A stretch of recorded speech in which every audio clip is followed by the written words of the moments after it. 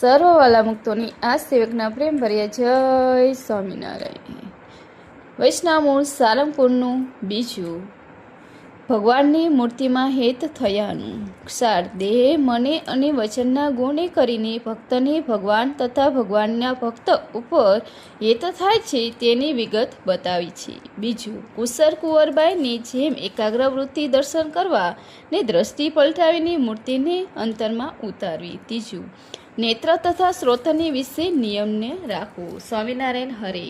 સંવત 1877 શ્રાવણવદી છઠને દિવસે શ્રીજી મહારાજ ગામસી સારંગપુર મધ્યે જીવા ખાચરના ઓરડાની ઓસરીએ ઉપર ઢોલિયા બિછાવ્યો હતો ને ઉપર ઉત્તરાદે મુખારવિંદે બિરાજમાન છે ને શ્વેત ભાગ મસ્તક ઉપર બાંધી છે અને શ્વેત પસેડી ઓઢી છે અને શ્વેત કેસ પહેર્યો હતો અને પોતાના મુખારવિંદની આગળ મુઠી તથા દેશ દેશના હરિભક્તની સભા ભરાઈને બેઠી છે.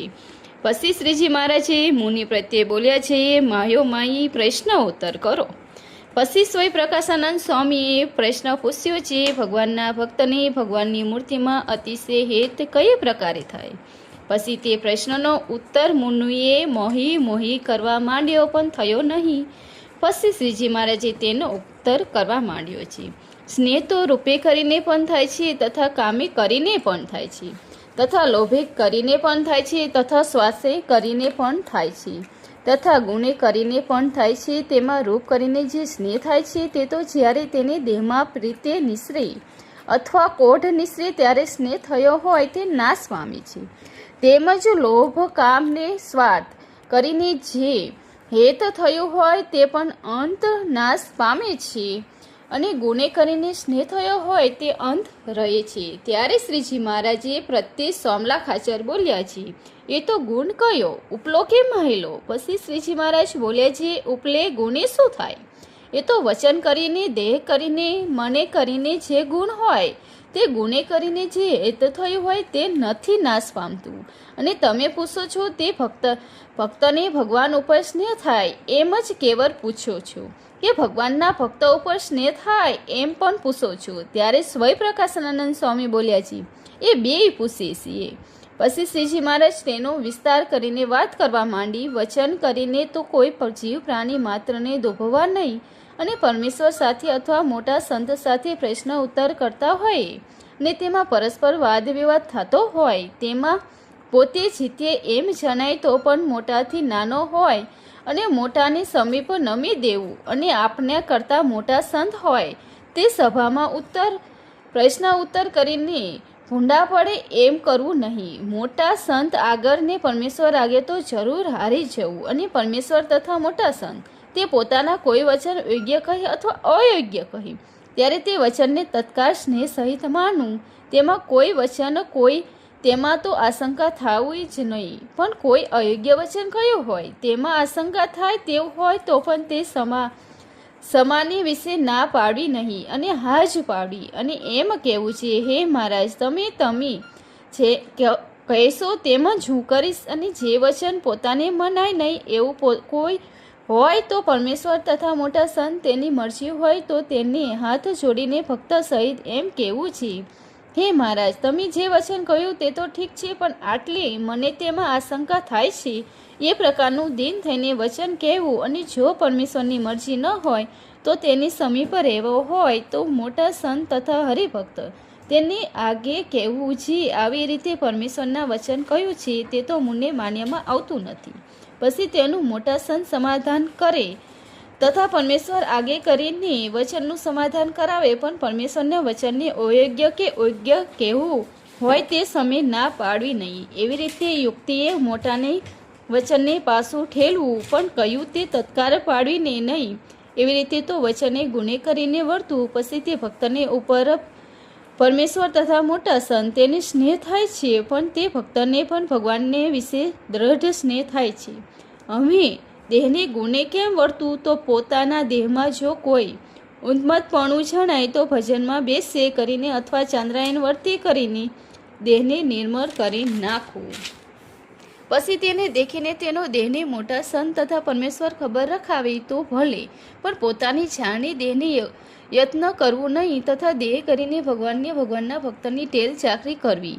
એવી રીતે જ્યારે દેહને ગુણે કરીને વર્તે ત્યારે તેને દેખીને તો પરમેશ્વર જ મોટા સંત તેને સ્નેહ થાય ને બે ભક્તને પણ ભગવાનની વિશે પ્રીતિ થાય. હવે મને ગુણ જેમ વર્તું તેની રીતે કહીએ છીએ જે પરમેશ્વરના જ્યારે દર્શન કરવા ત્યારે મન સહિત દ્રષ્ટિ એકાગ્ર રાખીને કરવા અને પરમેશ્વરના દર્શન કરતો હોય અને ત્યાં કોઈ મનુષ્ય આવ્યો અથવા શ્વાન આવ્યું કે બીજું કોઈ પશુ પક્ષી આવ્યું ત્યારે પરમેશ્વરના દર્શનમાં વૃત્તિ તોડીને આડી અવરી ઊંચી નીચી દ્રષ્ટિ કરીને તેમાં પણ ભેરા દર્શન કરતો જાય. પછી એવી ફાટેલ દ્રષ્ટિવાળા પરમેશ્વર કે મોટા સંતને રાજી થતા નથી અને એ દર્શન કરે છે. કેવા કરે છે? તો જેમ અન્ય મનુષ્ય કરે છે તેમ તે પણ કરે છે. અને એવી લૌકિક દ્રષ્ટિવાળા તો જેમ ખીલખોડી બોલે છે તેમ ભેરે પૂંછડી ઊંચું કરે છે.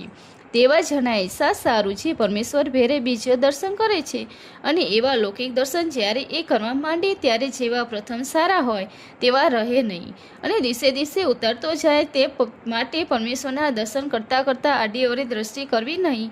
પરમેશ્વરના દર્શન તો પ્રથમ મહેલે નવીન થયા હોય ને તે સમયને વિશે જેવું અંતરમાં અલૌકિકપણું હોય તેવું ને તેવું મનમાં અલૌકિકપણું રહેતું જાય ને એક દ્રષ્ટિએ કરીને મૂર્તિને જોતે જાવું ને દ્રષ્ટિ પલટાવીને અંતરમાં તેવીને તેવી તે મૂર્તિને ઉતારવી. જેમ ધરમપુરમાં કુસર કુંવરબાઈ હતા તે અમારા દર્શન કરતા જતા હતા અને દ્રષ્ટિ પલટાવીને મૂર્તિને અંતરમાં ઉતારતા તેમ દર્શન તો મને યુક્ત દ્રષ્ટિએ એકાગ્ર રાખીને કરવા પણ જેમ બીજા દર્શન કરે છે તેમ ન કરવા. અને જો પરમેશ્વરના દર્શન ભેરે બીજા દર્શન મનુષ્યના કે કૂતરા બિલાડીના કરે તો તેને જ્યારે સપનો થાય ત્યારે પરમેશ્વર પણ દેખાય ને તે અન્ય પદાર્થ પણ ભેરે દેખાય. તે માટે પરમેશ્વરના દર્શન તો એક દ્રષ્ટિએ કરવા પણ ચંચળ દ્રષ્ટિએ ન કરવા.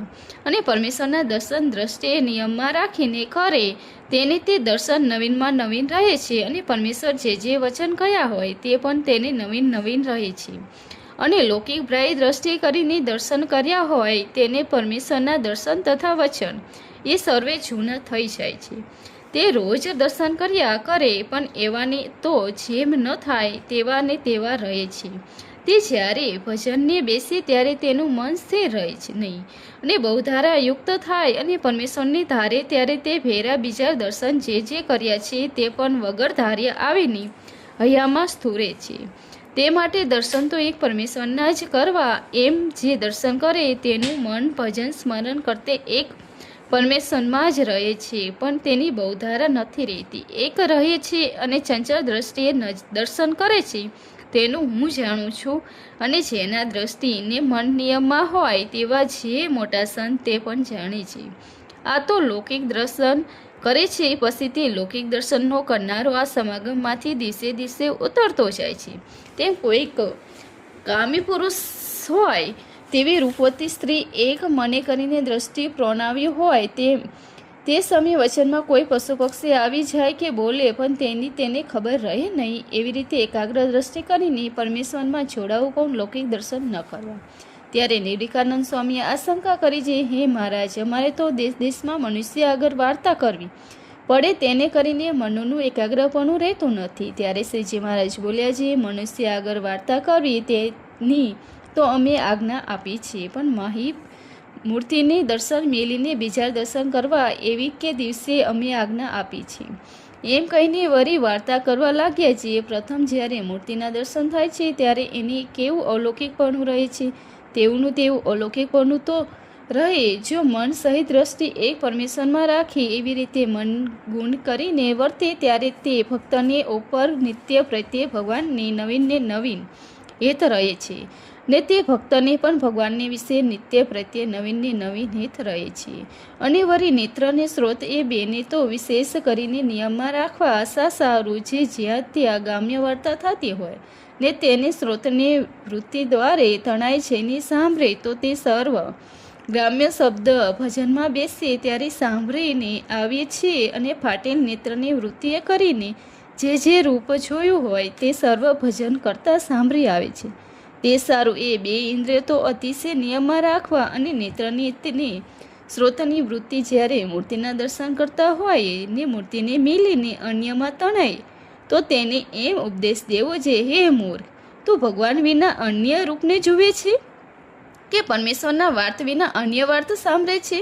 તેમાં તુને શું પ્રાપ્ત થશે? અને હજુ તુને સિદ્ધ દશા તો આવી નથી. જેનું તું ચિતવન તેવું ને તેવું તત્કાળ મળે.